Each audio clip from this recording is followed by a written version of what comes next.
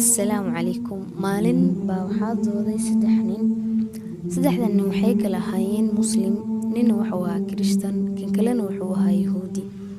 Dooda iyo ciwaanka ay ku doodayeen waxa uu ku saabsanaa yaa jannada galaya.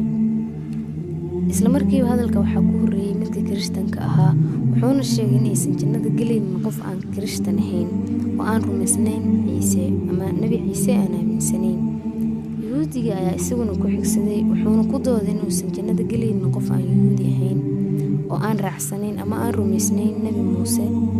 Isla markiiba waxaa haddana qabsaday mikrofoonkii ninkii Muslimka ahaa, wuxuuna sheegay in ay Muslimiintu rumaysan yihiin Nabi Ciise, sidaas darteedna ay jannada galayaan haddii ay galaan Kirishtanku. Wuxuu kaloo sheegay in ay Muslimiintu aaminsan yihiin Nabi Muuse, sidaas darteedna ay iyaguna jannada galayaan haddii ay Yahuudu galaan. Balse Kirishtanka iyo Yahuudu ay dafirsan yihiin ama ay dafireen ama aysan rumaysnayn Nabi Muxamed, sidaas awgeedna aysan jannada galaynin haddii ay Muslimiintu galaan. Ninka Kirishtanka ahaa iyo kii kale Yahuudiga ayagoo isfiirinaya